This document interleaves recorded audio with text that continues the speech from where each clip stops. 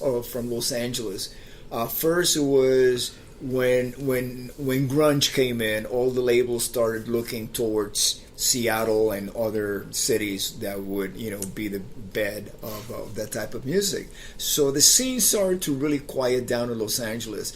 And then by the time Napster hit, and it was gradual, but by 2000, as a matter of fact, I remember Ozzy and Sharon had they got remarried on MTV New Year's Eve, I think, from going into 2000 or 2001. From 1999 to 2000, and they did that on MTV at midnight at the Bel Air Hotel, and all the record company executives that I knew from being on their labels, they were telling me, "Man, it's over, it's done, blah blah blah." They were just bailing out. They saw it coming.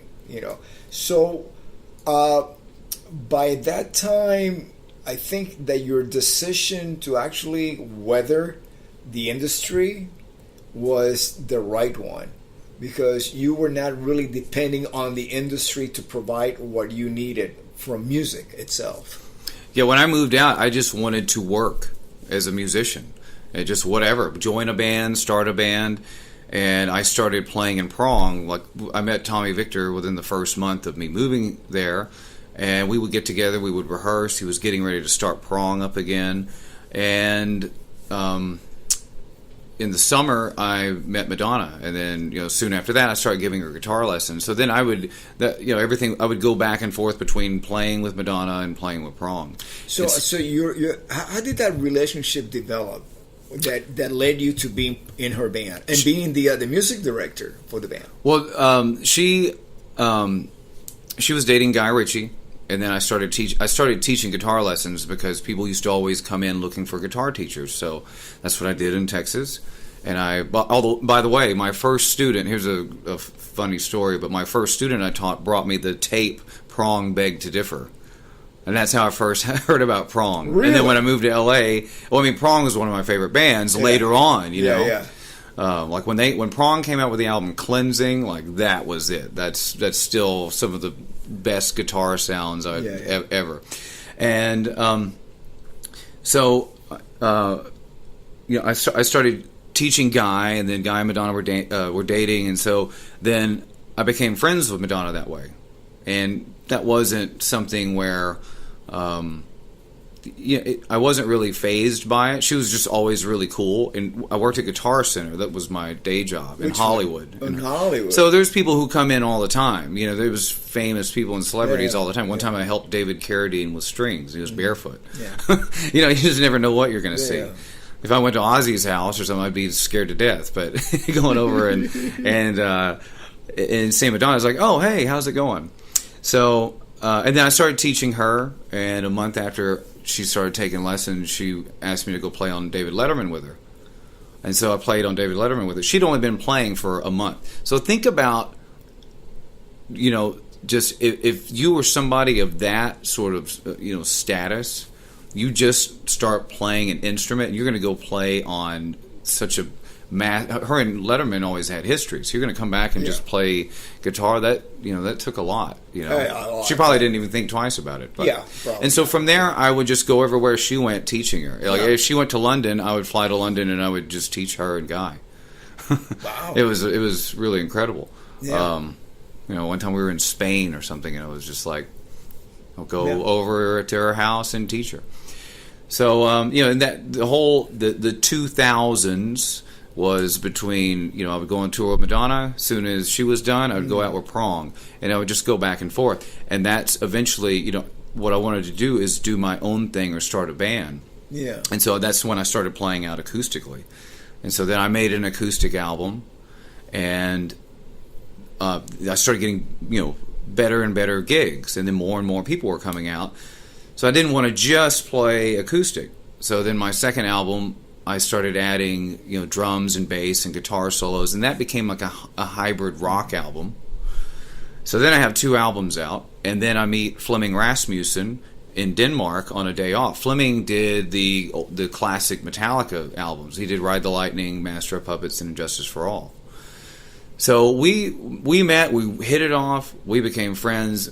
here's a guy who obviously changed my life from the albums that he made and I grew up listening to, because when I first started playing guitar, like Metallica, Slayer, Anthrax, Testament, all those bands were just starting to come out, and so it was an exciting time to be learning how to play guitar, because you had all that stuff was new, and it was something that was fun to play. So Fleming and I did an album, which was my third album, called The Power of Three, and after I made that, so I gave Fleming all the songs that I'd been writing. So I said, "What do you want to record? What do you think we should do?" He said, "I like everything." He goes, "But I really like the heavy stuff that you write." And he goes, "That's what I want to record." So I did that, and as fate would have it, I was going to meet up with Brian Slagle, like soon after. We were going to meet up before I recorded the album, but our schedules didn't work out.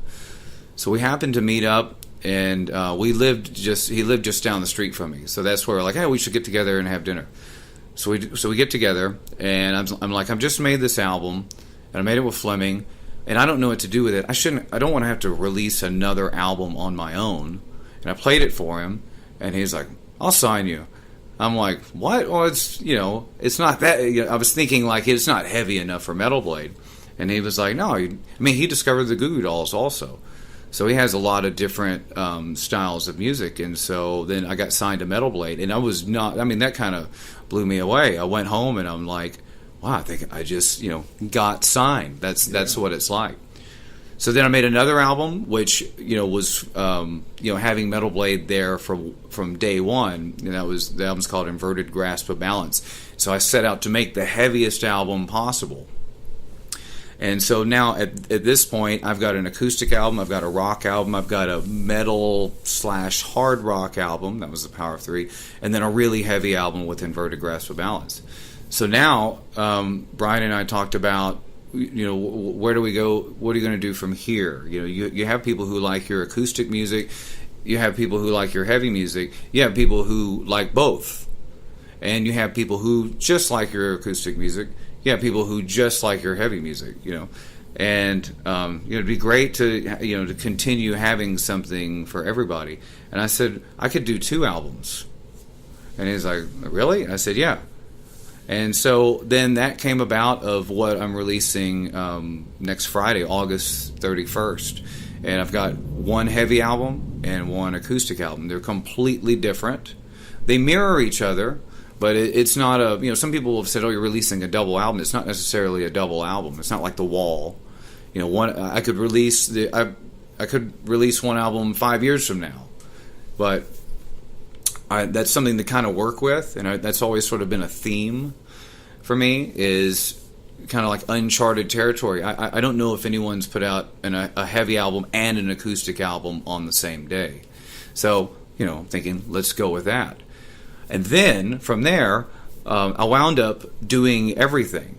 It wasn't necessarily how that was going to happen, but I recorded the drums. I started out as a drummer. I played drums before I ever played guitar in school. Yeah. But, so I played drums on it. And these are actually live drums? Yeah, I went to a friend's his studio, and I was going to maybe do the drums and then give it to a drummer to for him to play, and that's what I've done before. I write all of my music, and I would write the drums, or I'd program the drums and then give it to the drummer and be like, here, now you take it and play it how you would play it.